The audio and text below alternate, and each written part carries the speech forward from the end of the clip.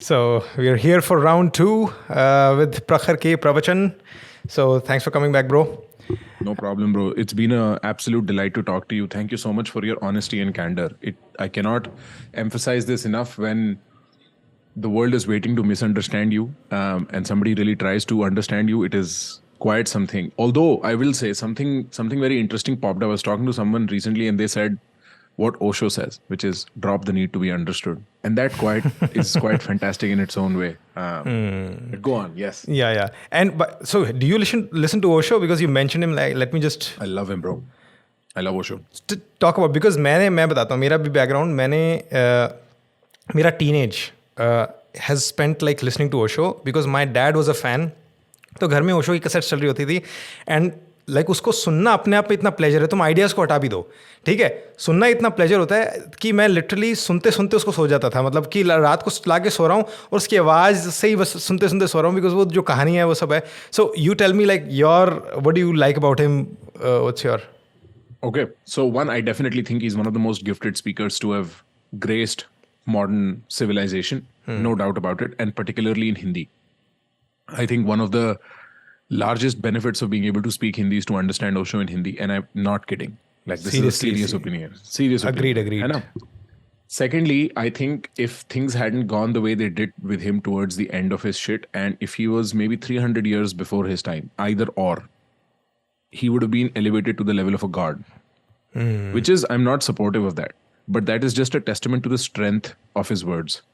And why I say not god but prophet, and why I say god or prophet is because he was one of the few who could actively go against organized religion and then offer something in exchange. Like, generally philosophers, so this is Marx's approach, right? What Marx does is Marx understands that the philosopher's job is to understand the world, is to speak in the is, not in the should. Okay. And so Marx comes out with Das Kapital, which is his magnum opus, Yeah. right? And Engels is funding Marx when he's writing this. Marx is living in England also, by the way, you should know. Marx is living in England when he writes Das Kapital. And what that means is England is a very classist society. The distinctions are very clear in England. Yeah. We have adopted that from the English in our Indian sort of microculture as well. And so he's writing about class in the most classist country on earth at that point. Very obvious, right? And Engels is funding him because Marx is largely unemployed. So Marx is writing from the frame of the unemployed, the proletariat. This makes sense for Marx. But then what Marx does is something very different from philosophers. This is, by the way, the same mistake Heidegger makes later on, Carl Smith makes later on, Foucault makes later on. And what he does is he goes on to the should with the Communist Manifesto. Okay, this is how the world is. This is what we should do with it. And usually the should is a terrible piece of advice. I actually, so this is such an interesting topic because मेरा थोड़ा सा इसमें अलग approach है is and ought का, क्योंकि I sympathize a little bit और ये पता है, this is something that I kind of this conclusion I came to it थोड़ा सा on my own, but then I heard it first from Sam Harris. उसका एक TED talk है जिसमें where he talks about कि जो is ought का जो distinction है, even though on one level of analysis it is there, yes, you can understand it, but then predict तुम नहीं कर सकते because वो value वाला आता है. But then if you go a little deeper and if you take the whole experience also into account, जो science की हम first में discussion कर रहे थे, तो ought actually kind of results from is. तो हम जाएंगे थोड़े इसके बारे में, but before that I do wanna ये discussion तो मुझे ज़रूर करनी है because it's you are the Sam Harris types that Jordan Peterson describes. The Sam Harris types, you know. Yeah. Sam Harris types, yes. Right. And और वो उस debate के बारे में बात करेंगे क्योंकि I don't know if you have watched it, है ना भाई, उस डिबेट के बारे में बात करेंगे, ठीक है. आज तो we have so much to talk about. भाई मैं 2 बार देख चुका हूँ, 2-3 बार देख चुका हूँ वो तो. मैं 4 एपिसोड, ब्रो, मैंने ना I had bought tickets to go to Peterson versus Zizek in Toronto. अच्छा. जब ये हुआ था 2019 अप्रैल में. I just could not make it because I did not have a visa. But like I was a huge nerd for debates at that point, and I was going to a lot of them. So you are spot on with what Sam Harris has to say about it and the is-ought fallacy in general. But I'm talking about something far more specific because when Sam Harris talks about is-ought, he's talking about it in microcosms. This is the case, and therefore it should be this, which is a small instance. He's talking about building individual values. What Marx is doing back then and what Osho were doing were complete societal structure breakdown. Marx is not saying change this about yourself or change that about your office where there is 8 people. A very important factor in mental peace is that instead of just thinking and thinking internally, you should be able to talk about your frustrations to someone. But sometimes your friends and family can get tired of listening or might not even understand you well. That's why you should talk to a therapist. Your emotions need regular air ventilation. Your thoughts need regular garbage disposal, like once every week with a trained therapist. At Sridhar Life School, we have a team of therapists that you can talk to. Please go to sridharlifeschool.com to book your sessions. Marx is not saying change this about yourself or change that about your office where there is 8 people. Marx is saying change everything about the world. And Osho was doing similarly. And both of them failed. You have to notice that the strength of the system was stronger than both of them. Right? And the strength, in Marx's case, I would even say the strength of human behavior and biology was stronger than Marx's idea of utopia. But Osho's, if I remove the practical application of Osho for 1 second, because it just cannot be done, which is different from Marx, where it can be done, but it'll never work. What he had to offer purely on a theoretical level, religion, philosophy to religion, religion to philosophy, philosophy to philosophy, and religion to religion wala conversion. He was doing a brilliant job. I think his ideas were phenomenal. And Osho had this weird Buddha-esque trait of, wo kya kehte hain use? There is a word for it in English. Measured means, I'm sorry, I'm forgetting, but basically give the advice that the person deserves. So you will find Osho defend religion and attack it.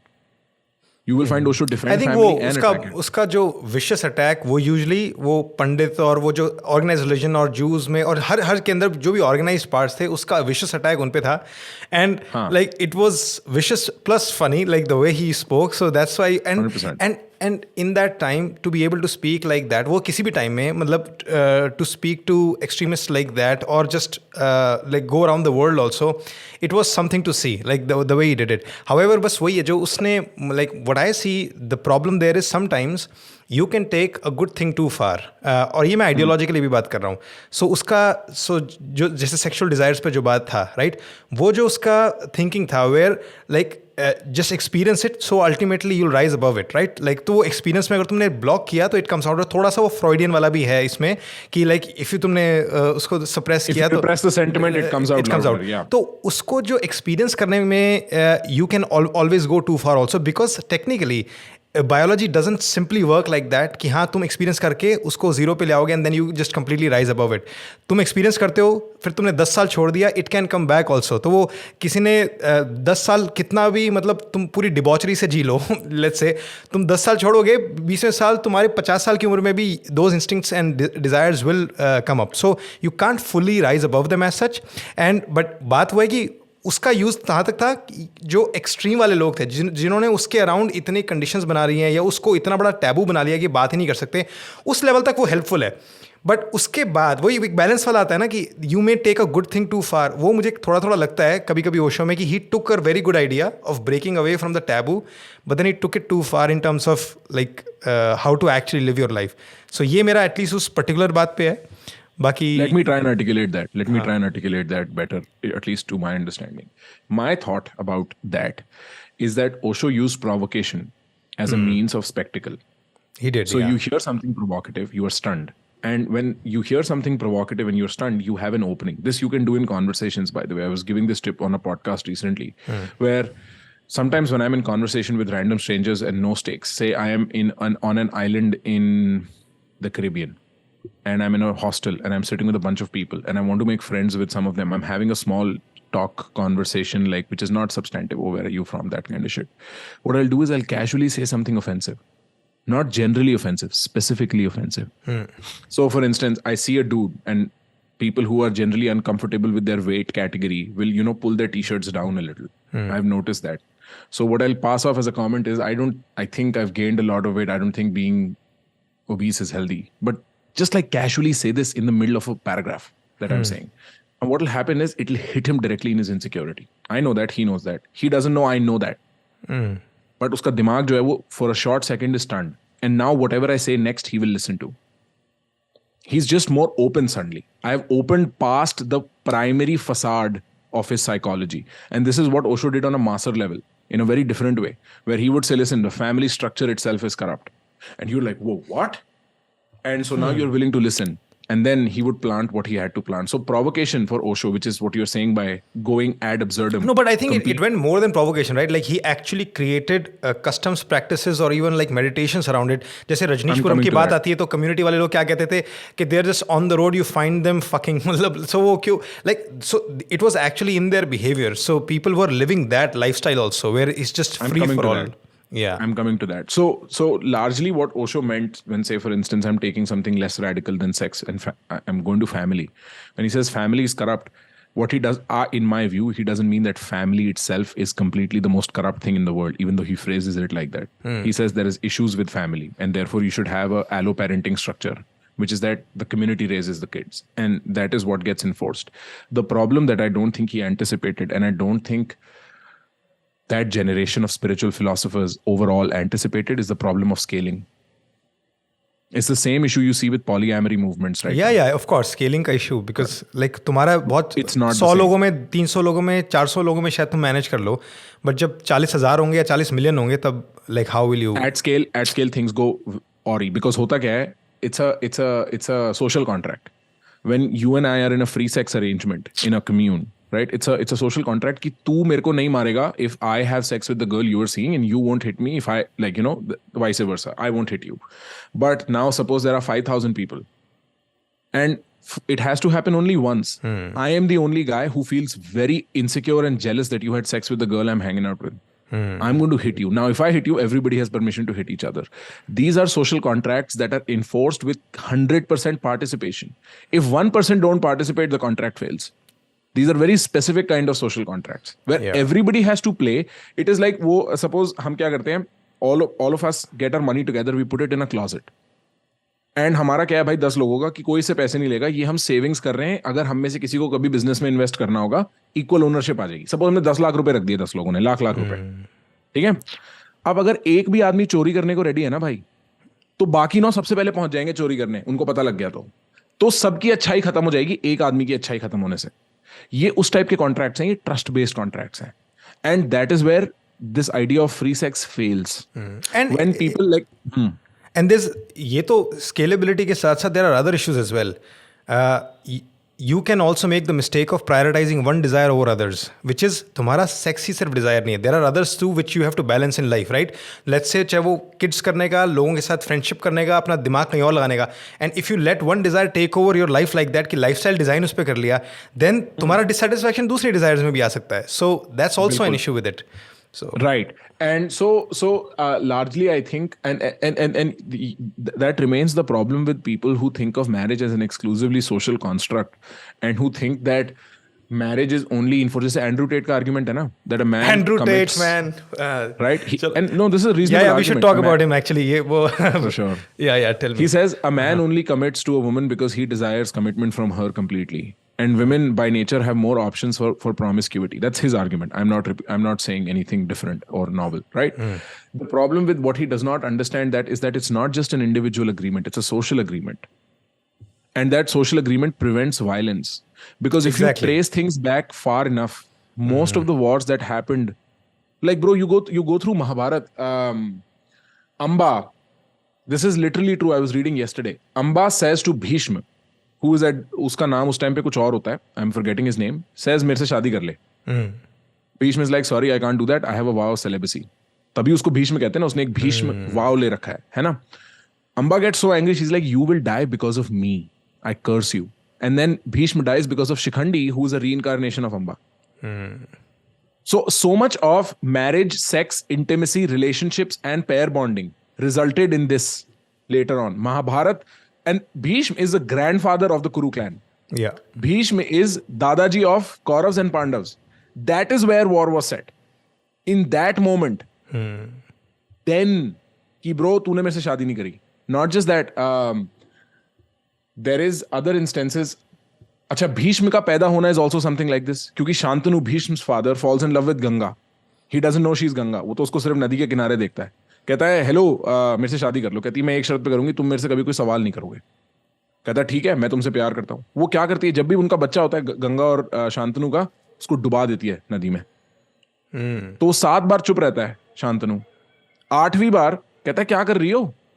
Ganga कहती है अब मैं जा रही हूं, bye, sorry. और वहां से भीष्म पैदा होता है। अब गंगा चली गई तो Shantanu has to marry someone else. Shantanu marry someone else. उसका बाप कहता है मैं तेरे को शादी तभी करने दूंगा तू इसको राजा बना। वो राजा बनेगा तो भीष्म नहीं बनेगा। अब भीष्म नहीं बना राजा, वो राजा बना। वहां से ये वाली कहानी शुरू हुई, शिखंडी वाली और अंबा वाली। क्योंकि Bhishma now has to, it is not just that Bhishma has to now not be king, but he can not marry because उसके बच्चे लड़ेंगे इस दूसरे बेटे के बच्चों से। So I'm only giving a mythological example of how, bro, there is something very unique to the salutation of salam, which is exclusively assalamu alaikum, means be upon you. Peace be upon you, yeah. ऐसा क्या हो रहा है तुम्हारे society में, तुम्हें मिलते किसी को बोलना है पीस? ऐसा क्या हो रहा है? Because you're living in deserts with limited resources. You don't want to fight, you want to cooperate. And वही I think वो उसमें maybe he like probably framed it initially wrong, but Peterson की ये बात ठीक थी जो उसने बोला था ना enforced monogamy की बात। उसका सोसाइटी लेवल पर एक व्यूज़ यही है कि how it prevents violences, की वो जो involuntary celibate वाला सीन है तो you can prevent that। और एंड्रू टेट क्या इमेजिन नहीं करता, उसका जो आर्ग्यूमेंट है ना, उसका आर्ग्यूमेंट अगर तुम पैरेलल देखो उसका, तो वो हाइपर कैपिटलिस्टिक टाइप आर्ग्यूमेंट है कि जो सुपर पावर होगा उसके पास मोनोपोली होगी, एंड जो बॉटम पे है भाई उसका हम कुछ नहीं कर सकते। और उससे अगर पूछो कि जो लोग नहीं है, मान लो पीपल हु आर जैसे लोअर इन द हायरार्की, तो is like work harder, but he doesn't understand कि वर्क हार्ड करके सब इक्वल तो नहीं आएंगे ना, हायरार्की तो रहेगी। लाइक वो when anybody gains status somebody else loses it. तो in any case is a hyper individualist. हाँ, हाइपर इंडिविजुअलिस्ट। और ये इसमें वो हाइपर वो वाला आ जाता है कि वो एकदम क्या होगा, नेचुरलिस्टिक आर्ग्यूमेंट दे रहा है कि बायोलॉजी में जो हायरार्की है ना, उस हायरार्की को वो बिकॉज वो बायोलॉजी इसलिए वो उसको उसने रिकमेंडेशन बना दिया, प्रिस्क्रिप्शन बना दिया, एंड ही डजंट रियलाइज कि हाउ प्रॉब्लमेटिक दैट इज। क्योंकि अगर तुम बायोलॉजी बेस पे चलो तो भाई बहुत कुछ, तो फिर मर्डर, रेप और वायलेंस और जेनोसाइड और भाई सब कुछ जस्टिफाइड है, सब जस्टिफाइड है भाई, यूजेनिक्स जस्टिफाइड है, सब कुछ जस्टिफाइड है। तुम्हें बायोलॉजी क्यों देगा मर्डर करने की, right? Like, and so you are very right, this is called biological determinism, and biological determinism is not entirely inaccurate. There is a point at which it stops. There is a point to which you can make the case that biology dictates behavior and we should be in line with it to a point. What that point is, I'm not going to argue. But anything beyond is dangerous. There were two very famous, so evolutionary psychology, which is sort of this combination of biology, ecology, and psychology, right? Evolutionary psychology ke some of the most famous names early on were these Wilson guys, E.O. Wilson, and the other one I'm forgetting what, uska bhi naam kuch Wilson hi tha, theek hai? Very famous in the initial. And back then it was called sociobiology. It was not called evolutionary psychology. And then this other guy comes along who was an anthropologist. Uska naam main bhul raha hu. Fuck, mere dimag se aajkal dimag naam nahi yaad aate. But anyway, I am anyway terrible with names. मैं खुद भूल जाता हूँ, बस crux याद रहते हैं। He was very famous for coming up with theories of spandrel and exaptations. Completely forgetting his name. Chat, if you ever figure out, just mention in the comments. But he came in and he says evolutionary psychology is inherently racist. Excessive claim. It is not really inherently racist. And then he was like, all white men. This is 60s. This is 50s. This is like ancient, right? He's like, it is inherently racist because what you're doing is you're promoting a biological worldview, and using biology, eventually you can justify anything. For instance, okay. Let me give you an example. This is very interesting territory. There is a particular village in Africa. In and around that village are a few more villages. All long distance champions, running champions, marathon running champions. All of them come from that area. Yeah. It is, I think, Kenya or Kenya. Zimbabwe It's Kenya, yeah. Marathon runners में Kenya ही है, yeah. And that is partly because the ecology has framed their muscle capacity, their running situation. उनके legs का जो length वगैरह और वो जो structure है वो उस हिसाब से right. So अब कल को मान लो वो supremacy claim करने लगे कि हम तो biologically better gifted हैं. Yeah, take the opposite. Right? There is a very solid argument, and this happens in Navy SEAL training and whatever, which is that the bone density of black people does not allow them to float properly, and so they are not good swimmers. This is a real thing, right? Like they contest with it. There is some like, oh, this is racist, this is not racist, this is real. All sides of arguments exist around this. But the point is, कल को suppose बाकी लोग बोलने लगे तुम तो inferior हो biologically, तो तुम्हें तो हम कम rights देंगे फिर. ये हो नहीं चुका है पहले. Now you go to the Nazi phenomena, right? And we are talking about a decently intellectual phenomena. There were very solid intellectual heavyweights associated with the Nazi phenomena. Heidegger was one of them. Probably the most stunning philosopher. तो Hitler का तो नीचा एक inspiration था ना, I think. पर वो तो डिस्टॉर्टेड नीचा. But हाँ, he उसने भी क्या distorted करा? it, but Look at the inspiration. He says Ubermensch, हम Ubermensch हैं, बाकी सब Undermensch हैं. और हम Ubermensch क्यों हैं? क्योंकि हम pure, like there is a biological lineage, la la la. That's what I mean. So biology can be co-opted in horrible ways. वो तो इसको आई थिंक अगेन ये भी आई वुड कोट उसकी बुक में ये बड़ा क्लियरली है. स्टीवन पिंकर भी बोलता है कि it's a non sequitur, which is कि तुम बायोलॉजी के डिफरेंसेस को लेकर तुम प्रिस्क्रिप्शंस और मॉरल वो नहीं निकाल सकते, क्योंकि जो हमारा I tell you how it is. Sorry, I said Izod fallacy है ना? Yeah. No, it's not Izod actually. It's मैं बताता हूँ इसमें क्या है. Izod is slightly different. So Izod मैं उस पर भी आता हूँ. ये वाला वो fallacy है कि तुमने जैसे इंडिविजुअल डिफरेंसेस को, सो फॉर एग्जांपल तुम दो टेक्निकली तुम दो आइडेंटिकल ट्विंस को भी निकाल लो तो एक नाखून भर का डिफरेंस तो मिल ही जाएगा तुम्हें, राइट? तो तुम एकदम क्लोज तो मिलेंगे नहीं. तो ये बात तो मान के चलना पड़ेगा कि चाहे ग्रुप लेवल, इंडिविजुअल लेवल, दो भाइयों में भी, पेरेंट्स के अंदर भी डिफरेंसेस तो मिल जाएंगे. हाइट, वाइट, तुम कोई भी मैट्रिक ले लो. तो इसलिए हम जो अपना मॉरल फाइबर बनाते हैं, जो how to treat one another, उसमें एक स्टार्टिंग अजम्पशन लेके चलते हैं कि ये जो स्पेस है, माइंड बॉडी सब मिलाकर, like all of it comes together despite all its differences. हम स्टार्टिंग पॉइंट इक्वालिटी का मान के चलते हैं कि we have to come up with the fact कि भाई ये हम एज अ होल इक्वल हैं, ह्यूमंस, डिस्पाइट आर डिफरेंसेस. तो ये दोनों चीज़ें अलग अलग है. और अगर तुम डिफरेंसेस के बेसिस पर प्रिस्क्रिप्शन ले आओगे तो then there will be 7 billion different rules into probably 50 वो क्या कहते हैं जो ट्रेट्स हैं. तो इतने रूल्स हैं तो तुम ट्रीट ही नहीं कर पाओगे. सो दैट्स वाई ये जो लोग इन दोनों चीज़ों को मिक्स करते हैं ना, that's where they make a big mistake. And also Andrew Tate is prescribing to a very select set of men, or the prescription he's offering is for a very select set of men, yeah. Kings. Top 10, top 5%, yeah. हाँ, और उससे pump up कौन हो रहा है, जो people pageants, या exactly वो पंप अप हो रहे हैं, बट अप्लीकेबल सिर्फ टॉप 5% के लिए. और to be honest, even the kings, if they actually go through with his prescription, they'll find themselves like really miserable in many areas, like many areas. क्योंकि जो the thing is, और दूसरी चीज़ जो big mistake करता है, तो उसका एक वो है ना बेसिक आइडिया, जो इंटरेक्शन जो वुमन के साथ रिलेशनशिप कैसा होना चाहिए, which is the man is the provider and woman would be the submissive one. Like she'll keep smiling, laughing at me, not talk about, you don't talk about what your travelling, you don't talk about your friends, just like make me sandwich, be in the kitchen, be nice to me. वो तो उसने like वो he is presenting it as like a great solution for conflict, which is कि अब झगड़ा नहीं होगा and like this is how we go smoothly. But he doesn't understand how quickly power corrupts.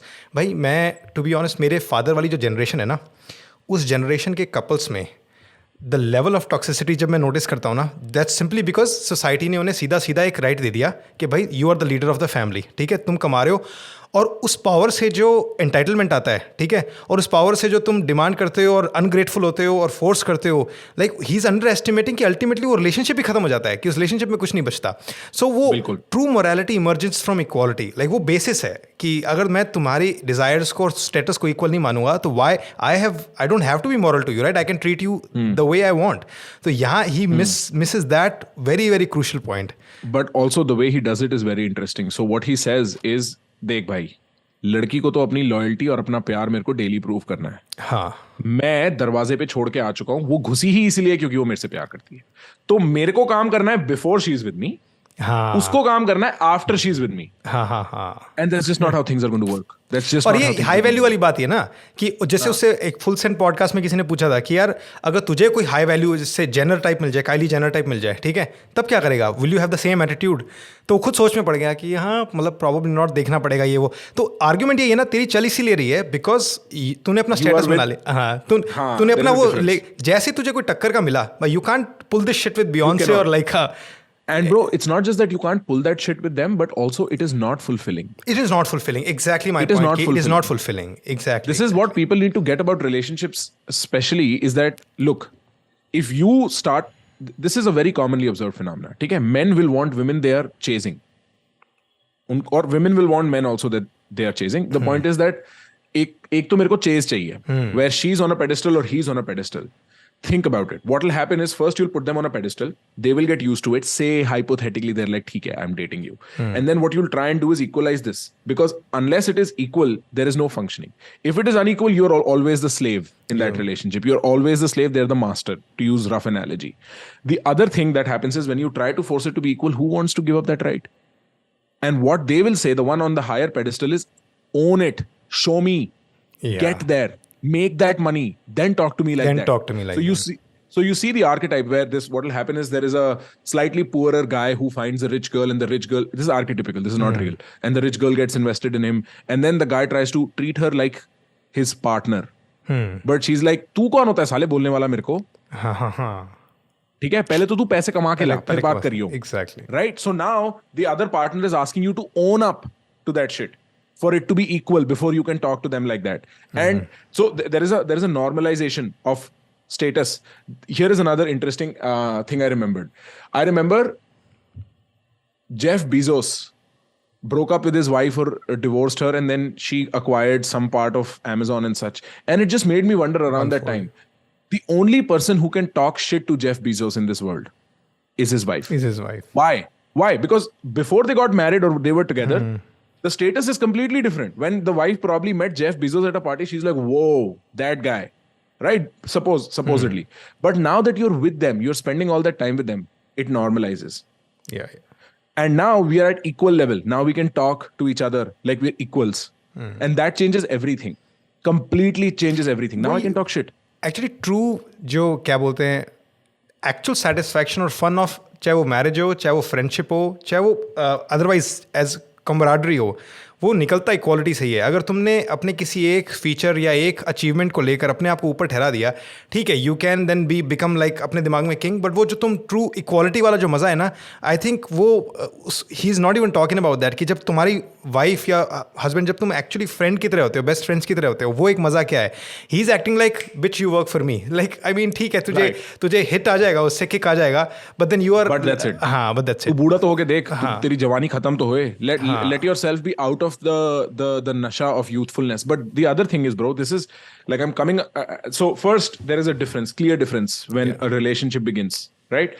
Then it is standardized. Then what happens is generally one person works harder in whatever way, and then there is a biological sort of unfairness built into this, which is that women's attraction is. A man being attracted to a woman, statistically, this is studied phenomena, is largely because of physical attraction. Physical attraction, And then there is yes. other stuff too, but physical attraction is number one. Yeah. On the other side, for men, it's status. And with age, men accrue more status. And women lose out on. Lose more status. Lose more. Right? So there is already an inequality that is setting in. Very true. It is clear. Now, the other thing is, suppose the man gets too much status. What has happened is there is again a difference. Yeah. And the man's going out in public and young, good-looking, attractive women are there and they're hitting on him. And he begins to have doubts. Is she even worth my time? 20 years after they got married. Yeah. He's 45 and he's like, is she even worth my time? This is where even if she kind of did you a favor initially कि चलो भाई okay I'll date this one, I'll take one for the team. क्योंकि देखो starting time में तो वो कहते हैं ना हूर के साथ लंगूर वाले केसेस भी होते हैं, बट देन वो 20 years बाद तो पिक्चर एकदम चेंज हो सकती है, राइट? तो and that's a very good point actually कि विद टाइम. Another example. ठीक है, man does not do anything, woman does not do anything. They're normal. 45, the woman's like, I want a boob job and I want plastic surgery. She suddenly starts looking prettier. Dude goes crazy because she's literally upgraded, even though through synthetic means. She's upgraded. Now she's here, you are here. The difference is clear. This also gets seen when women become successful and men are like, because men understand status and attraction. Unko pata hai instinctively, right? Now she's high status. She's meeting all these dudes who are more high status than I am. Yeah. So I'm now insecure. And largely, this is why relationships go to shit over a long period of time. Because most relationships, first, the normalization never happens. Ho gayi normalization. Great. Second, what happens is now you are together and you're on your way. But there is no equitable growth. You are not growing together. And so eventually the difference is too big and somebody can just stab you in the middle. And the breakup suddenly occurs. This I've seen so many times. I'm very fond of relationships. Like dating. In general, the whole thing is probably one of the most colorful things to me. And so I've experimented a lot. And I know from empirical experience, the minute you start rising too high and the other person's not, it's going to collapse. You have to bring them up. And that's why you probably need a person who is not chasing status that much in life. जिनके लिए, for example, initially as an attraction thing, if I have like a beautiful girl and she has like a functioning guy, that's like a good thing. But उनके जो relationship के life में goals हैं, it's not just to be with the coolest or the best looking person or the richest person. Like उनकी values में और dreams और desires में there are other things, and that is like the protective factor. So you have to kind of find a person with those values कि वो they're just not chasing जो clouds we can say or something. Yeah, what I'm trying to do here is reformulate Andrew Tate's prescription on relationships, and I'm trying to say, don't go for a woman that's going to obey, or don't go for a man that's going to obey. Yeah. Both, right? Go for someone who's an equal. Equal, or exactly. if they're not an equal right now, you can not pressure them but inspire them to be equal. But and no, rise with you. I would say कि even that is क्योंकि हम equality का basis क्या ढूंढ रहे हैं, वो हमें ये सोचना होगा ना कि लाइक किस बेसिस पर हम कह रहे हैं, तो हमें ये मानना होगा. हाँ, सो उसमें हाँ उसमें ये मान सकते हैं जैसे फॉर एग्जांपल कि यूजुअली जो इक्वालिटी है शुरू में उस सेंस में चाहिए होती है कि चलो ये हमारी रेंज का इंसान है. फॉर एग्जांपल हर इंसान की कैपेसिटी है, जैसे पूल में अगर तुम सीधा attraction out of the ball park, क्या कहते हैं, ऐसे कुछ कहते हैं ना, वो या out of my league, out of the league, हाँ आउट ऑफ द लीग. तो सबका लीग है, ठीक है, उस लीग में. So usually you feel okay if तुम अपना लीग के विद इन रेंज में आते हो, लेट्स से. एंड वो आई वुड इवन रेकमेंड कि भाई तुम don't try for too high and don't settle for too less also, क्योंकि तुम फिर में खुद ही रिग्रेट करोगे, खुश नहीं होगे. तो अपनी लीग में रहो, कोई दिक्कत नहीं है. बट तुम्हारा जो कोर आइडिया है कि once I am attracted to someone, ठीक है, तो वो गेम को उसके बाद उसके पीछे छोड़ दो. Like then your next part is, अब भाई हम में डिफरेंसेस होंगे, but you can if you understand it. So but this has to be a very conscious effort. Naturally I think what you're trying to say is कि जो सबसे superficial marker है ना, status और beauty, उनको पीछे छोड़ दो. I agree, right? वो status और beauty, but attraction की problem ये bro largely unconscious है. हाँ नहीं, attraction is fine. So वो territory पता है क्या है, उसमें ये होगा कि so for example तुम मान लो किसी से अटैच हो गए हो, ठीक है, that attachment in itself is a biological thing, of course. Whoever has gone through a breakup knows कि it's not just कि हाँ हवा में वो है, it's a real thing. तो that is like a protective factor that will keep you along. But अब question आता है कि जब दूसरे लोग तुम्हें दिखेंगे, ठीक है, जो कि अपने पार्टनर से ज़्यादा अट्रैक्टिव है, तब क्या है, अब वहाँ बहुत ज़्यादा. एंड दैट्स वेयर आई सी, क्योंकि अगर मैं रिसेंटली एक्चुअली इस पर वीडियो भी बना रहा था, like 30 to 40% there are rates of infidelity. और वो क्यों है, उसमें attraction is one reason, of course there are other reasons also, but तुम्हें अपने पार्टनर से ज़्यादा अटेंशन देने वाले, ज़्यादा प्यार करने वाले और लेट्स से ज़्यादा अट्रैक्टिव लोग दिखते रहेंगे. एंड वो फिर पूरा एक अलग गेम है कि can you really play the game of monogamy और नॉट, क्योंकि the reasons to go out to do something stupid or just outside the marriage or relationship, there can be so many, and attraction is just one of those many reasons, right? Sometimes you're just unhappy. I agree. But what I'm trying to sort of get at is that what you have to construct is a deeper understanding of attraction as you go on, where your attraction, one cannot be limited to purely superficial things, and there has to be, this is my experience, okay? I was younger at one point, and I loved very attractive women. Of course. And you know, like any other dude, you're like, wow, right? And then I got with those very attractive women. I spent time with them. I dated them. Like, bro, there were moments around between 18 and 21, 2018 and 21, where so many times I was just like, what the, like, ये हो गया है. समझ रहे हो, बोलता है मेरी सिलेक्शन हो गई है, like वो वाली feeling, right? And then I realized कि कल मेरे को कुछ नहीं है. I woke up next day and I'm talking to her and it's not enough, right? Yeah. And then I realized that attraction is made up of something larger. And so initially I thought there is a conversational aspect to it, that there must be at least a minimum inspiration that is being passed on between the two of us when we are talking. I do thousands of podcasts. There's something different about you. There is inspiration there's a back and forth. There's power being played properly, gracefully, right? And so I thought it is that. Then I kept going further and further into this thought, and I realized that there is more to it. There you want some part of her to challenge you, and vice versa. And then you start understanding that this is a deeper form of attraction. What my very successful mother and father, I mean relationship wise, very successful mother and father have is a very different kind of attraction. It's not the same as the attraction you feel at 21, because they've built into each other things that they like and are attracted to. Through pure, proper exchange and communication, there are things you cannot separate them. You should hear them laugh. It is fucking phenomenal. But maybe I think by this time, like what you're saying is a powerful force, but maybe now we have diluted the definition of attraction. Maybe don't you think? क्योंकि अगर we've expanded it. हाँ We've not exactly. So diluted it. in a way, so expansion में मेरा मतलब ये है कि अगर हम usually typically attraction की बात करते हैं, like we're usually talking about the physical one, right? Or the another one that you're talking about, actually it's very true. In fact, I've had a client, so I don't know if you're aware of this. I've had like 2-3 years of like regular therapy sessions. Yeah, therapy. Yeah. So I literally had a client, like uska sole reason after 3 years of marriage was this कि I'm just not attracted to her. ठीक है? Right. And like okay, tell me कुछ और ख़राब है. And this was a shock to me, surprising to me कि कोई इस रीज़न से छोड़ सकता है. मैंने कहा no, she is actually a nice person, okay, she is also responsible person, okay, but then why कि like just from the day जब मैंने शादी किया था, अरेंज मैरिज था, मैं प्रेशर में शादी किया, but I was never attracted to her from the day one, and now I feel I can do a lot better. Or that woman has spent 2-3 years just trying to make sure that this works out, right? Like अगर कुछ खराब नहीं है, just give me a chance. And वो इंसान कह रहा है attraction नहीं है, and this is of course an extreme case. Usually लोग without attraction No, भी it's 50 not साल extreme. निकाल. No, I mean No, to it's say not कि extreme. typically बहुत बार because follow this, flip the script. Girls do this all the time. There is nothing wrong with this guy. I'm just not into him. No but मेरा मतलब ये है कि शादी के बाद आमतौर पे once you do get married तो इस रीजन से छोड़ने वाले लोग कम होते हैं. वो लोग वो चला लेते हैं कि चलो वो हाँ भाई चलता रहेगा, फॉर्मेलिटी चलता रहता है, बट देन फिर वो कॉमन है. हाँ वो चलता रहता है. बट ये जो बात है it is very powerful, right? और उसमें वो भी हो गया था कि उस इंसान को वो दिखने लग गया भाई मेरी तो एक ही लाइफ है, मैं जब पहले पास्ट में था तो I was able to be with better women, और नाउ लाइक अब मैं क्या कर रहा हूँ, and I owe this to myself और समथिंग. तो उसके दिमाग में वो सब आ गया था, and that's reason became the most important one. So I do get it. But Sridhar ध्यान से सुन वो क्या कह रहा है. Like this is Prakhar territory. I love this because what he's saying is he's trying to understand what attracts him, and he's going into his past when he was 21 and he's looking at what attracted him then.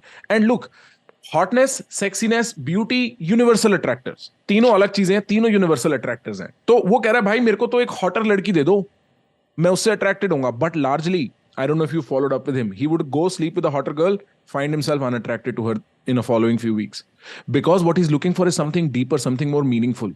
And this is what gets missed in this complete discourse around how to get women. When people talk about how to get women, they stop at once the woman's with you. I mean, the pickup community, the red pill community, the Andrew Tates of the world. They stop there. That is where the real challenge begins. Anybody who has their head between their shoulders will tell you, अब तो challenge शुरू हुआ है. मिल गई, अब संभालो. Vice versa for a woman and man. Because now what you have to do, bro, you have to go through the toughest part, because part of it is understanding what I like, what is attractive to me over a longer run, which is very different from a shorter run. And then inspire somehow that action in her, and vice versa, she has to do that to me. Because the guy just thinks मेरे को तो hot लड़कियां पसंद है. But no, what you're looking for is a more comprehensive, more detailed definition of attraction. And now it is your job to inspire that in her. इसका circumstance different है. Arranged marriage is largely very complicated and I don't want to get into that. But this is what people miss. Why they suddenly start finding their partner unattractive is, one, beauty has faded or status has receded.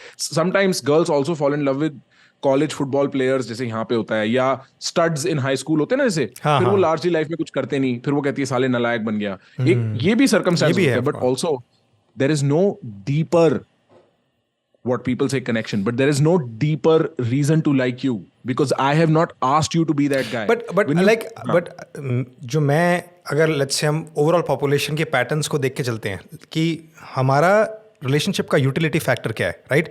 Y do I want to spend all my life with a person? तो मैं उसमें attraction का role बस एक part ही देखता हूँ, because and one of the reasons, so attraction हो नहीं हो उसके अलावा भी रीजंस रहने के बहुत सारे हो जाते हैं. And that's why I do think कि attraction is an important thing. But तुम अगर उसके अदर यूटिलिटी देखो, it could be parenting, it could be just going out travelling, it could be sharing responsibilities, sharing bills, it could be household chores, it could be a social life, like being a social unit, and that so. तो इतने सारे utility factors हैं कि मेरा मतलब ये है कि if somebody, let's say, let that attraction part overpower all those other things, they may end up making a wrong choice, and that's why sometimes people end up, because of that attraction, no. throw away their marriages what we need to do is separate attraction from physical attraction. You are speaking of exclusively physical attraction. मैं I mental am की भी बात speaking करता of- हूँ. चलो let's say वो challenge की भी बात है, बिकॉज लाइक अगर चलो हम ये भी जानते हैं कि बहुत सी मैरिजेस में ये भी होगा विच इज़ कि देयर कम्स, जैसे फ्रेंडशिप्स में नहीं होता, you become friends in graduation, but then 4 years later you are so different कि भाई तेरी दुनिया ही अलग है, मेरी दुनिया ही अलग है, मैं we have nothing to talk about any more, right? तो वो तुम्हारा पार्टनर के साथ भी हो सकता है. जब तुमने ज्वाइन किया बिल्कुल था, हो सकता है. ठीक है, जब तुमने किया था तो कुछ सिमिलर था, अब एकदम अलग अलग हो गए, और ये this is actually the more common thing कि Very भाई common, हम very वेरी common, कॉमन 20 साल बाद they feel like strangers only, कि भाई स्ट्रेंजर्स हैं. Exactly. अब वहाँ पर व्हाट डू यू फाइंड कि उसमें वहाँ like we don't even have to ask ki what will fix this marriage ki they necessarily have to be attracted to each other. Sometimes it's just like जो therapy के अंदर भी जो start करते हैं, you start finding things that you could do commonly together, like again something shared, और वो बहुत सिंथेटिक लगता है शुरू में, राइट? कि यार ये क्या है, like I don't want to go out on a date और वॉच अ मूवी टुगेदर, मेरे को इस इंटरेस्ट, मुझे हॉरर देखने में इंटरेस्ट ही नहीं है, राइट? बट वो शुरुआत में इतना सिंथेटिक लगता है. But what I am saying is कि what salvages two people together is of course वो जो इंटेलेक्चुअल वाला part that you are talking about, intellectual attraction, but then there are so many other things too, and वो मैं I'm not talking about intellectual attraction. I'm talking about unconscious attraction. So even largely doing things together that you don't want to do. What really happens there is, one, you have shared reality. You're Yeah. both watching this movie. And to shared reality, you have individual responses, right? And in those individual responses, you're finally seeing someone. And when you're seeing someone, you are largely getting exposed to what could I like about them? What do I like about them? And this liking is what I'm talking about. Attraction is largely the unconscious pull one person feels towards another. And so for that unconscious pull to happen, you need a bedrock. You need some place for that to be displayed first. And when you are gotten into a position 20 years into your marriage, तुम अलग अलग कमरे में सोते हो, बात नहीं करते, कुछ कॉमन नहीं है, तो तुम देख ही नहीं सकते ना सामने वाले को. आंखों से देख रहे हो बट देख कुछ नहीं रहा. तब तुम कॉमन चीजें स्टार्ट करनी शुरू करते हो. और उन कॉमन चीजों से होता क्या है, यू रियलाइज अच्छा ये कपड़े ऐसे पहनता है जब ये ट्राई करता है, हाँ कितनी क्यूट बात है.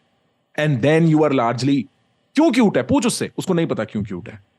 मेरे को क्यूट लग रहा है बिकॉज वो पार्ट अनकॉन्शियस है. Attraction is largely unconscious. And so that is what I mean, is that eventually what happens is तुम खुद की अनकॉन्शियस के स्लेव हो. तुम खुद तो कंट्रोल कर नहीं सकते अपनी अनकॉन्शियस को, तो तुम्हें लार्जली उनको थोड़ा सा, you will have to negotiate them slightly towards you, and which is not to say do what I want, but do more, do something. Yeah. Of course, you have You to know? expect a little bit from each other, obviously. I like fiery women, for instance. I like women who challenge me because largely I go unchallenged in the world. I have such a loud, emphatic personality. People just usually agree. You know, this has largely been my life for the most part. It's boring. It's not as attractive to me. I'm giving you an example. This is not literally true, right? So what I will do when I'm hanging out with a girl who I find is rather submissive, and some women like being submissive, just like some men like being submissive, is I'm going to ask her to slap me, not physically, but say something that hurts. Come on. You will find this very often where there is a guy who likes a woman so much, he's just nice to her. And the woman eventually breaks. She's like, bol na mere ko kuch ganda. Like, say it to me. Come on. Because she wants to see the man in him. She wants to see what exists beyond this performance. So I can like that maybe, hopefully.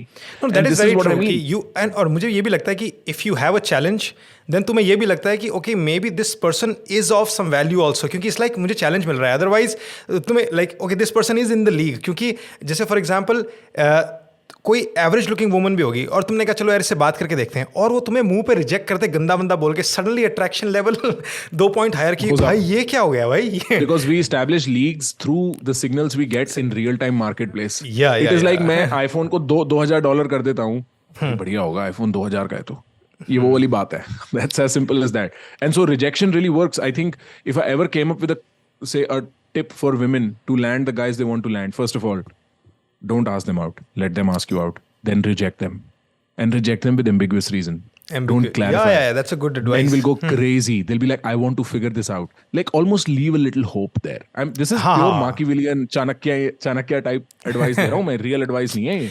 Right? And then what men will do is... To be honest, attraction में ना मैंने यही देख लिया कि attraction चीज़ ही ऐसी है, at least वो जो इनिशियल वाला पार्ट है उसमें इतना बायोलॉजिकल है कि यू थोड़ा सा have to play that game. Like जब तुम खेलते हो ना तो तुम you can be, so you could be the dancing bro. You have to dance. Yeah. So dance है वो, हाँ. You could be the nicest, most eligible bachelor in the world, but फिर भी और मतलब तुम्हारे अंदर ऐसा होगा कि I take care of you, I provide for you, but let's say तुम्हारी शक्ल ख़राब है और तुम्हारा जो बात करने का तरीका है वो लूज़र टाइप लग रहा है और कपड़े बुरे पहन रखे हैं, आई एम लाइक भाई you could be the best person, but उस गेम को प्ले करने के लिए थोड़ा सा नहा धोकर, थोड़ा रेडी होकर और बोलने के तरीके को चेंज करना पड़ेगा, इवन दो तुम उसकी ज़रूरत नहीं है एक अच्छे रिलेशनशिप के लिए, लेट्स से एक फन हेल्थी रिलेशनशिप के लिए, बट वो थोड़ा सा खुद पर वो बायोलॉजिकल वाला गेम खेलना पड़ता है, लाइक तो भाई और क्या यार, पीकॉक कभी ये थोड़ी बोलेगा यार मैं नहीं नाच रहा इसके सामने, छोड़। नहीं मिलेगी भाई, हाँ, नहीं मिलेगी, नहीं मिलेगी। हाँ, नाचना तो पड़ेगा, उसके बाद चाहे मत नाचियो। और I know what you are saying because I stop playing that game. I stopped playing. I used to like, bro, I used to bother but with how I in a way dressed you're and not all. right, like you are playing a different game, like you are so passionate about your career, so you are raising your status in different ways, right? So Right. so even though like अब तुम ये छोड़ दो, like don't do anything for 2 years and don't play that game, then see what happens, right? तो वो एक So this is how I thought about it also. At Yeah. a certain point in my life, I was like, look, I already have some status accumulating. And even before I had status, in most rooms I walk into, I'm largely given status. Like I'm largely the center of attraction in most places I am. It has largely been the case. And I'm not saying always, I'm using the word largely carefully. It has been the case for a very long time now. Confident, tall, broad, all that loud, you know, all of that shit. Good looking to some extent, whatever. So I decided halfway through, I was like, look, bro, एक तो यहाँ status बन रहा है गलत type का. When I started getting, अगर अब भी तुम बहुत charming और ये overdone लगे ना कि तुमने कपड़े उपड़े बिल्कुल solid पहन रखे हैं, you don't know what kind of pre-selection you are getting into. You don't know who you are attracting at that point. So I was like, mentally, I started downplaying that. I was like, गंदे लगेंगे, अब देखते हैं कौन पसंद करता है तुम्हें. जो अब पसंद करता है ना, वो शायद they've seen something beyond your appearance. और इट कुड बी समथिंग, पता है पीपल इसमें ये जो है ना एक पर्सनैलिटी में जब तुम्हें ये मिलता है कि यार ये क्या इंसान है, मतलब समझ नहीं आ रहा है, ये लाइक ये भी कर रहा है बट ये भी अजीब सा भी निकल रहा है. सो वो जो एक वियर्डनेस भी है ना, दैट इज ऑल्सो, सो इस पर रिसर्च भी हुई थी, पता है. सो देर सेइंग कि if you become like good at everything, like decently good at everything, you have just become average and that's not attractive anymore. As opposed to तुम एक कोई particular trait में इतने अजीब हो जाओ कि like you will demand attention and they're like okay this is different, this ये क्या है भाई. जैसे किसी ने एकदम बाल पिंक करा के आ गया और कॉन्फिडेंटली चल रहा है कि भाई what's happening there, like now you want to know. Right. So It's peacocking. It's peacocking. So वो इसलिए मतलब तुम largely balanced रहो, but एक चीज ऐसी होनी चाहिए which is like what the ये क्या हो रहा है भाई, what the fuck is happening here. So maybe. So no, I mean, look, at this point, it is just a struggle to get back into dressing up nicely because I just feel like bro, अब तो मेरा मन ही नहीं करता पैसा खर्चने का कपड़ों में. मैं कहता हूँ क्या करना है यार. मैं Are you into a relationship right now? Yeah, I've been in one for like I started seeing her last year October and अब तो एक साल से भी ऊपर हो गया है. This is something that I relate to भाई. रिलेशनशिप से पहले मैं ना रोज रेडी होके कॉलेज में इधर उधर जा रहे हैं और मतलब ऐसे मतलब हर दिन अपना अच्छा दिख रहे हैं. रिलेशनशिप के बाद मोटिवेशन ही खत्म हो गया यार. क्या करना है, क्या पॉइंट है. In fact I am gonna make it worse for my self कि अगर मैं ऐसी सिचुएशन में डाल दूं कि जहां कोई अट्रैक्ट होकर कुछ बोल दे एंड आई एम लाइक अब मुझे रिजेक्ट तो करना ही है तो मैं क्यों करना है भाई. I know bro, I know. In fact,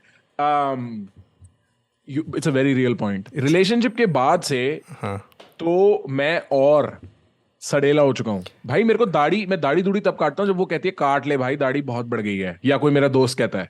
क्योंकि पहले bro you look at my pictures from like a few years ago, मेरा एक मकसद होता था सबसे ज्यादा like you have to look the part.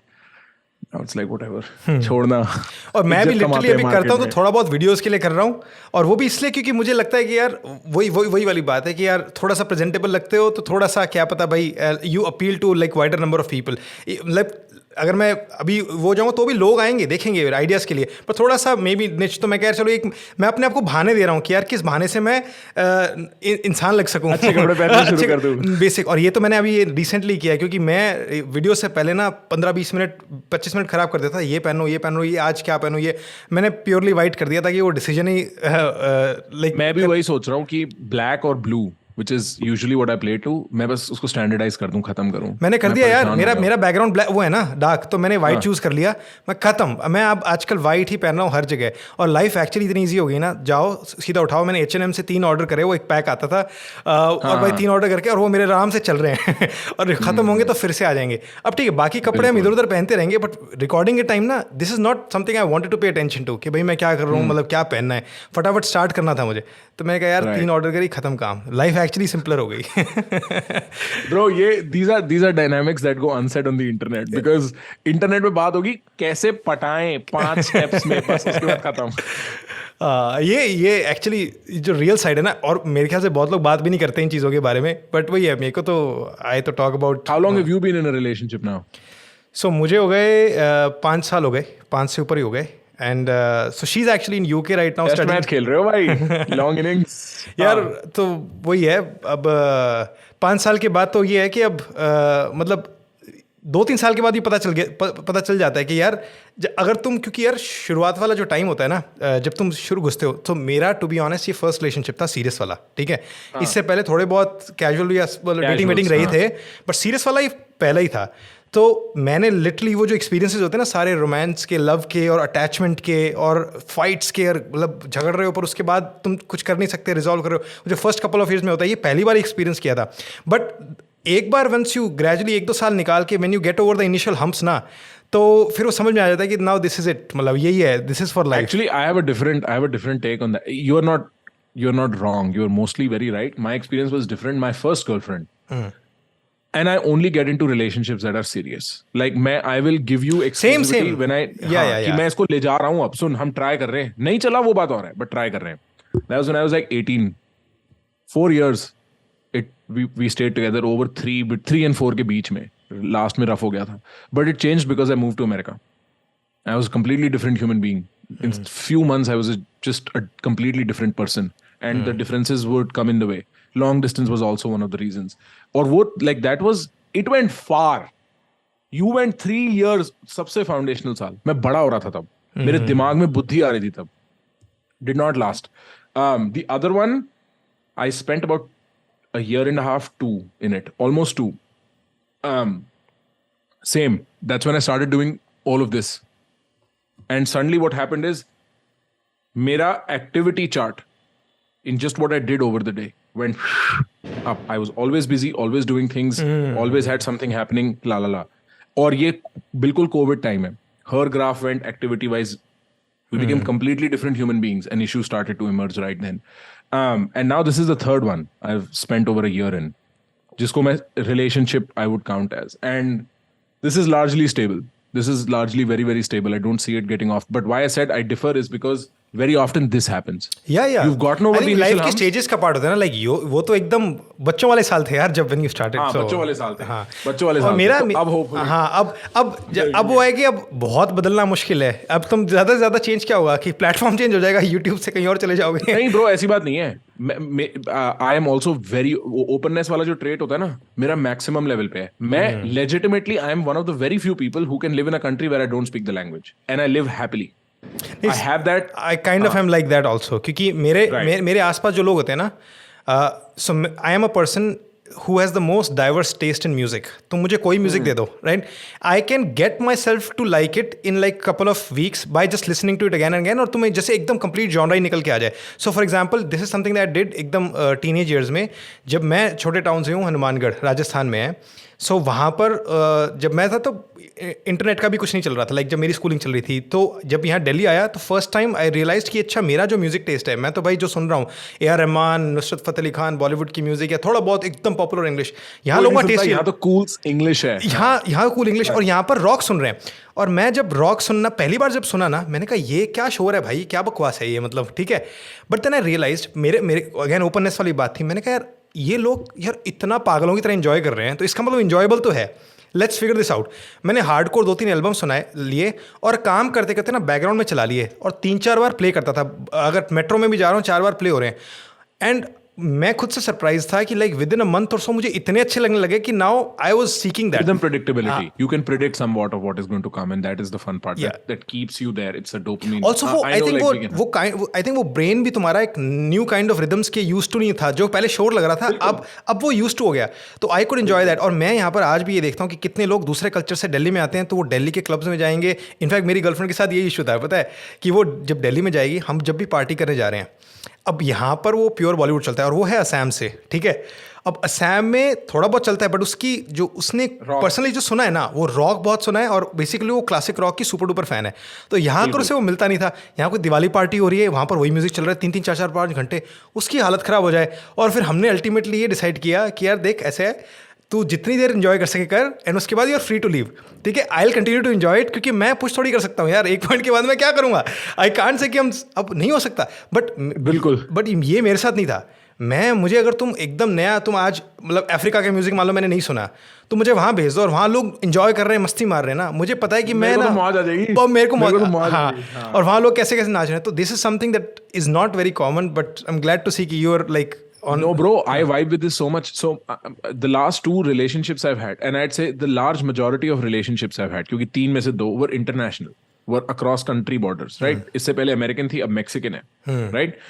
And मेरे को तो मैं बता नहीं सकता ब्रो, मैं ना उसके घर गया था मई में, ठीक है, मैक्सिको, उसके घर वालों से मिलने, हाँ मिलने मिला मैं, तो भाई मेरा दिमाग तो खराब है। CDMX, Mexico city. अच्छा, मैक्सिको सिटी, ठीक है। तुम्हारा भाई पहुंच गया था, कह रहा है भाई कोई नहीं, अभी तो कुछ महीने हुए, मिलाते हैं, ठीक है। मैं चला गया, मेरा मन था घूमने का। मेरे को इतना इंटरेस्टिंग लगा उनका, किस तरीके से वो लंच करते हैं, वो खाना खाने कहाँ जाते हैं, वो बातें कैसी बनाते हैं, उनके यहाँ म्यूजिक कैसा चलता है, ऑल ऑफ दैट वाज, मेरे को घंटा नहीं समझ आ रहा भाई क्यों कर रहे हो यार ऐसे, मतलब लंच खाओ आराम से, इतनी शोर क्यों कर रहे हो, फॉर इंस्टेंस। बट मेरे लिए that was the most interesting thing. So with international, what happens is change is the only thing that is real all the time. It is always a difference. How you behave and how I behave, our gods are different. Our ideas of death are different. Our ways of behaving are different. The language we speak is different. I don't speak any Spanish. She doesn't speak any Hindi.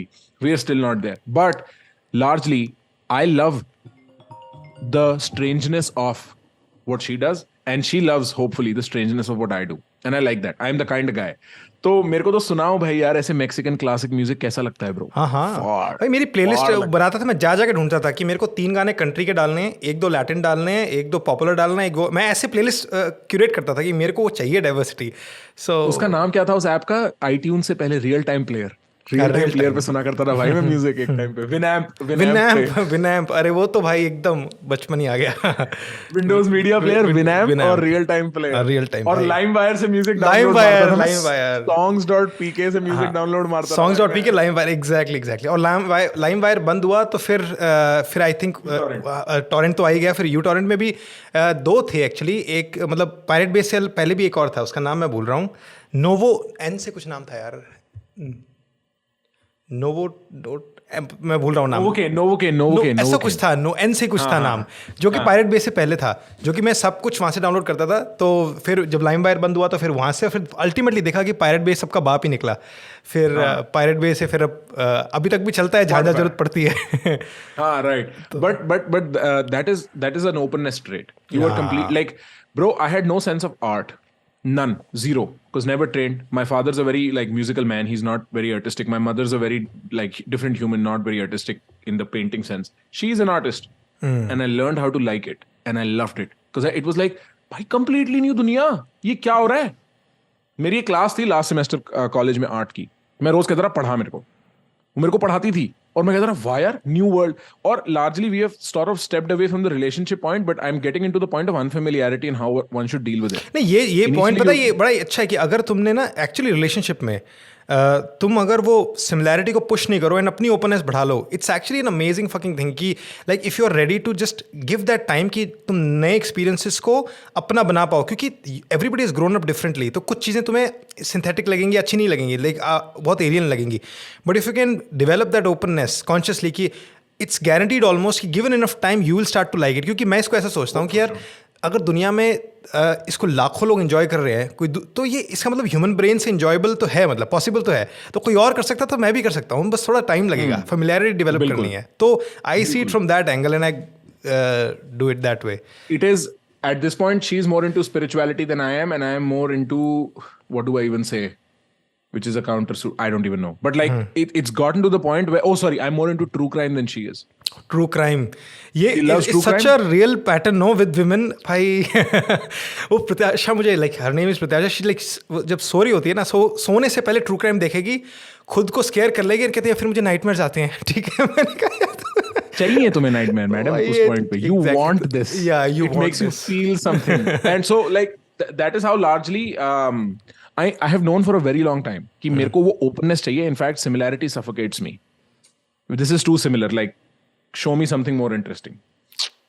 I'm radically on that side of openness. That is also why I'm very creative as a human. Overall, mentally just super creative. I'm extremely on the open. तो मेरे को पता था शुरू से, बहुत पहले से. मैं घर वालों कब से कह रहा हूँ देसी लड़की नहीं आएगी घर, टेंशन मत लेना. क्योंकि ऐसा नहीं है, मेरे को बहुत पसंद है देसी लड़कियां भी, लेकिन मेरे को लार्जली वो डिफरेंस चाहिए. और आएगी तो वो बहुत south Indian, east Indian, like वो बहुत नॉर्थ इंडियन नहीं होगी मोस्ट लाइकली. मैं कर नहीं पाऊंगा, बहुत सिमिलर. हाँ वो ये ना, एक बात तो सच है, लाइक तुम्हें अपने आप की ना, लेकिन अपनी पर्सनैलिटी को स्ट्रेच करना पड़ता है to like be with somebody very different ना. तो वो है, वो प्रोसेस है वो पूरा. तुम ऐसे नहीं, क्योंकि वैसे अदरवाइज देखो तो सिमिलैरिटी के कुछ बेनिफिट्स हैं कि भाई यू कैन बहुत से कामों में कुछ चक्कर नहीं, दोनों को पता है क्या सीन है, लाइक कैसे दिवाली मनानी है, कैसे होली मनानी है, क्या न्यू ईयर पे करना है, वो बेनिफिट्स होते हैं. बट देन उसमें फिर वही है कि मेरे को एडवेंचर चाहिए. हाँ एग्जैक्टली, वो एडवेंचर नहीं है उसमें, या उसमें बस वो सेफ. तभी तो मैं न्यूयॉर्क रहता हूँ, न्यू दिल्ली नहीं ब्रो. न्यू दिल्ली रहता, वही सिमिलैरिटी है, फेमिलियरिटी है. दिल्ली में सब पता है भाई, सारे कॉन्टैक्ट है ऊपर से नीचे तक, कोई दिक्कत नहीं है ना. बट फिर बोरिंग है मेरे लिए, तो मैं इसलिए न्यूयॉर्क आया जहां मैं अकेला हूँ, जहां मेरे को फाइट करना है, बहुत मजा आता है. हमें नहीं पता क्या होगा. हाँ वैसे ये this is I like because technically now nothing is tying you to New York, right? Like अभी राइट नाउ तो it's just like a conscious choice की, क्योंकि हमारा तो प्लेस बेस्ड काम ही नहीं है. लाइक अगर यूट्यूबिंग करनी है तो like you can just do it from anywhere. So मेरे को तो हंगरी भी रहना है, मेरे को तो केन्या भी रहना है, मेरे को तो सारी जगह रहना है. I am very fond of that. What is like, how do these people live here? When I remember a distinct moment, I was in Colombia walking through Cartagena. Even I've done this in most countries I go to. एक दिन मैं लेता हूं जहां मैं अकेला सिर्फ walk करता हूं, और मैं ना I try to get back एलीज में, जहां से घर का पिछवाड़ा दिखता है, जहां कपड़े सूख रहे होते हैं. ये लोग कपड़े कैसे सुखाते हैं? उन पार्ट्स में जो ये छुपा रहे हैं बाहर की दुनिया से, वहां क्या हो रहा है, क्योंकि वहां असली लिविंग चल रही है. और मेरे को वो चीज, मतलब ब्रो मेरे को देखना है पत्ते कैसे खेलते हैं, इनका क्या बैंटर है आपस में, समझ नहीं आ रहा, बट वाइब बड़ी अच्छी है. अच्छा ऐसे करते हैं. जैसे कार्टागेना में बच्चे जो भीख मांगते हैं, वो पता है भीख कैसे मांगते हैं? रैप करके. They rap to you, wow, and then you are stunned by the rap, so you give them money. And it's just so interesting. या they see you are foreigner, ठीक है, उनको पता है तू फॉरेनर है, तू कार्टागेना में, कार्टागेना में Pablo Pablo Pablo Pablo Pablo, या Pablo Escobar, yes yes, by this. उनको पता है तेरे को पाब्लो एस्कोबार पता है, वो वहां से घुसेंगे. Right? So interesting bro. Clubs में टू यो, जो उसका वो गाना था ना नार्कोस का, जो वो बज रहा है, मैं कह रहा हूँ कमाल है भाई, क्या पैंडरिंग चल रही है. So interesting, I love it. Her Saturday her Friday को टाउन स्क्वायर्स कार्टागेना में भरे होते हैं लोग. इट इज ऑलमोस्ट लाइक कि लोग खाली पीली दिवाली मनाने आए हुए हैं सड़कों पे. म्यूजिक चल रहा है, सामान बिक रहा है, या मेला, जैसे मेला कहते हैं, दिवाली नहीं बोलूंगा, मेला. हर Saturday Sunday, Friday Saturday Sunday, सड़क पे हर कॉर्नर पे मेला चल रहा है. लोग घर में बैठते नहीं, उन्हें मौज करनी है. कितना इंटरेस्टिंग है, मेरे को तो बड़ा इंटरेस्टिंग लगता है. This is largely a personal sort of, I love it, I am very fond of it. That's what I am about. ये पता है, ये मैं लाइक इवन दिस एग्जैक्टली मैंने ये सोचा, मैं कहा ये मेरे वर्क का एक बहुत बड़ा बेनिफिट है कि I can just work from anywhere, and that's one of the reasons I would be going after her. वो अभी यूके में पढ़ रही है, तो मैं डिसीजन, मैं अब लाइफ लॉन्ग यहाँ नॉर्थ इंडिया में ही रहा हूँ, पहले राजस्थान और अब दिल्ली में यहाँ पे.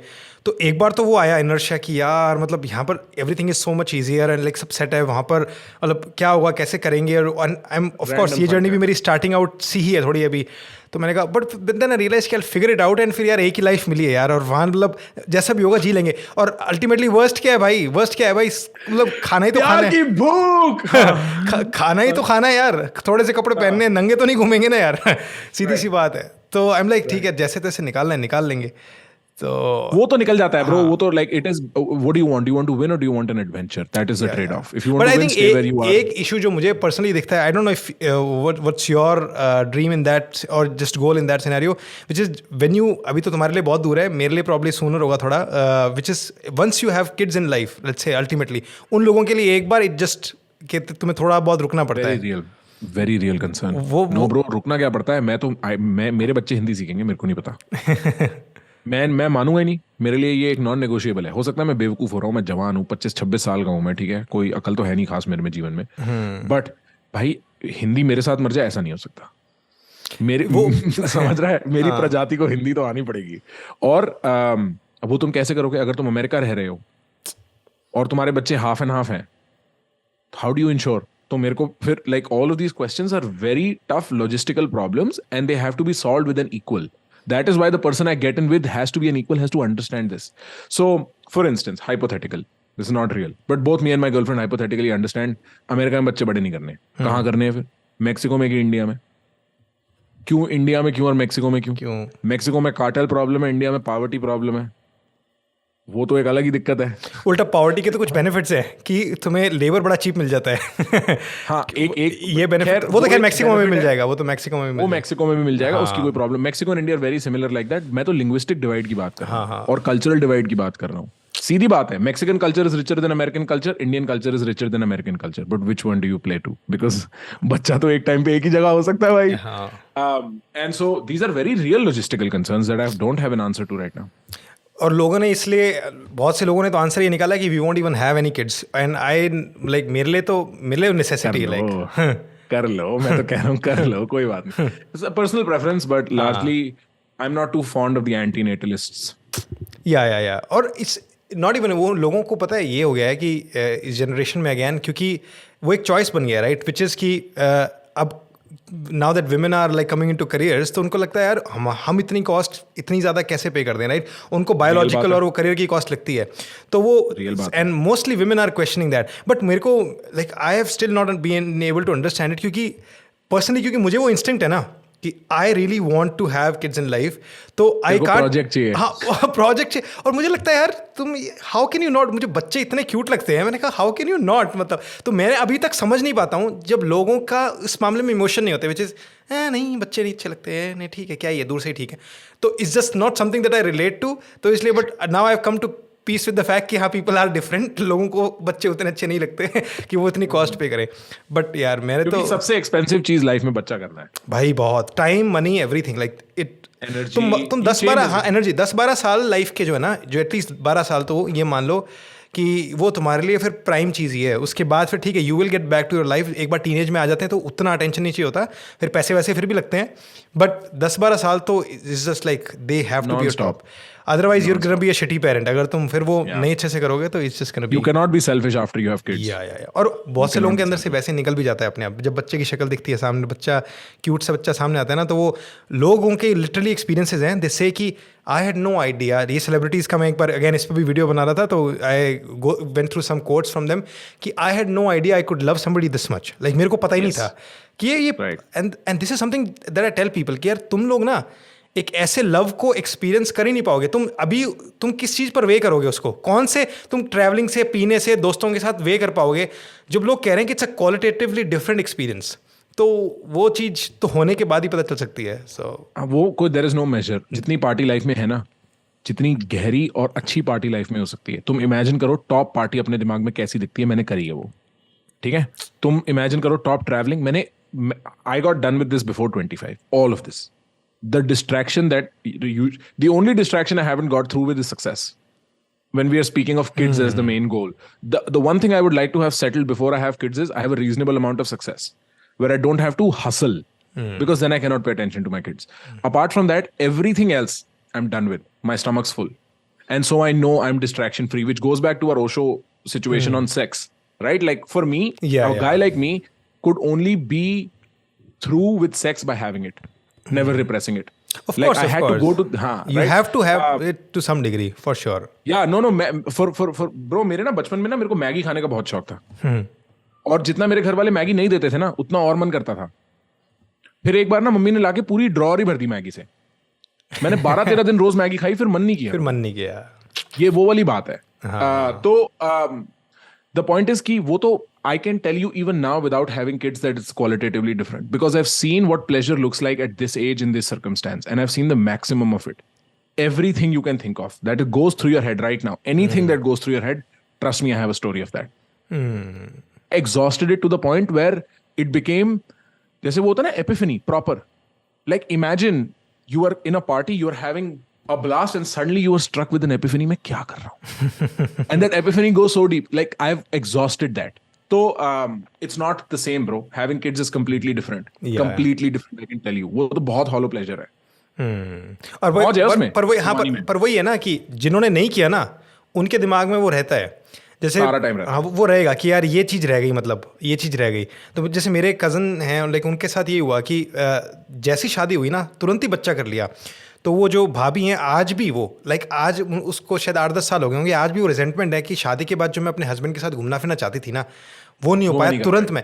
तो वो इसलिए ना ये बात सच है कि कुछ लेवल तक तुम्हें अपनी लाइफ को जीना पड़ेगा ही before you do that, otherwise वो रह जाएगा कि यार जिंदगी में ना वो एक डिफरेंट फेज है लाइफ का बच्चे करने का। हाँ वो एक it's complete like you are entering level 2 of life I will say. So level 1 पूरा कर लो and that is what I think about like जो largely part of my message Prakhar as a message to people close by, maybe on the internet to whatever extent, is this: when you're young, do it,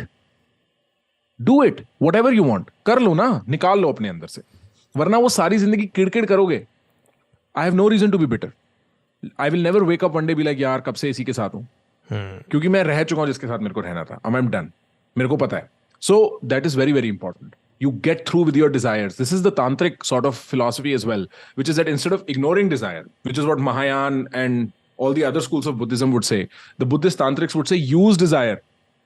and this is also my problem with actually those extreme philosophies. जैसे for example जैसे वो priest में life long celibacy है या जो भी है, तुम मंक्स का जो आता है ना कि complete leave the desires completely, I am like तुम अपनी बायोलॉजी के इतना दूर जा रहे हो कि you are virtually making it impossible कि, और तुम like technically I am say कि through immense training maybe who knows, मैं इम्पॉसिबिलिटी नहीं बोलना चाहता, maybe somebody can reach a stage जहाँ फर्क ना पड़े, but I don't think I have seen that. और ओशो भी इस चीज़ की एग्जांपल देता है कि वो एक उसकी कहानी थी ना कि एक बंदा साधना के लिए गया 30 साल, तो मन की शांति के लिए 30 साल साधना की, वो वापस आया, किसी ने पैर पे पाँव रख दिया और चिल्लाया क्या कर रहा है तू, क्या यार मेरी 30 साल की साधना मन की शांति के लिए थी और किसी ने पैर रखा, मेरे को फिर गुस्सा आ गया।